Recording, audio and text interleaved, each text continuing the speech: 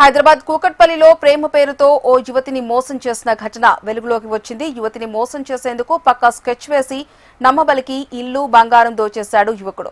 పెళ్లి తర్వాత విషయం బయటపడినా అతని బెదిరింపులతో బయటకు రాని బాధితురాలు యువకుడు డబ్బు నగలతో పరారవ్వడంతో కూకట్పల్లి పోలీసులకు ఫిర్యాదు చేసింది.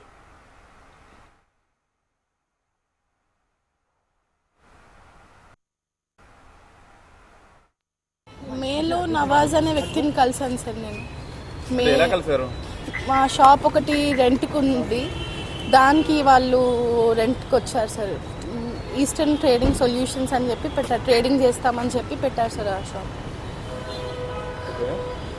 దాని తర్వాత ఫ్రీక్వెంట్గా మా ఆఫీస్ దగ్గర కూడా వచ్చేవాళ్ళు సార్ వాళ్ళు.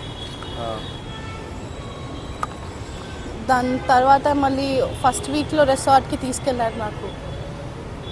అక్కడ అంటే ఏమి మత్తు పదార్థాలు ఇచ్చారో తెలీదు. అది తిన్న తర్వాత నేను నా కాన్షియస్ స్టేట్లో లేను సార్. నేను తర్వాత అలా 3 సార్లు ఒకసారి బేగంపేట్ ఫ్లాట్లో కూడా అలా చేశారు సార్. నన్ను అంటే రేప్ చేశారు సార్ వాళ్ళు. ఎవరెవరు?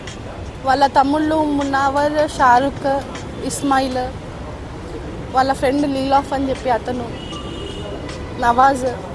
వాళ్ళ ఫ్యామిలీ అంటే ఫస్ట్ నాకు పరిచయం అయినప్పుడు కన్వర్ట్ అయ్యానని చెప్పి సర్టిఫికేట్ చూపించారు సార్ నాకు. నవదుర్గా అని చేంజ్ చేయాలని చెప్పారు.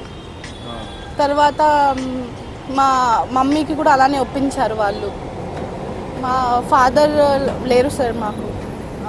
వాళ్ళు ఫస్ట్ వీక్లోనే రిసార్ట్కి తీసుకెళ్ళి అతను మా ఫ్యామిలీ వస్తున్నారు అక్కడికి, మన ఫ్యామిలీని కలుద్దామని చెప్పి తీసుకెళ్ళారు. కానీ అక్కడ చూస్తే ఎవరు రాలేదు.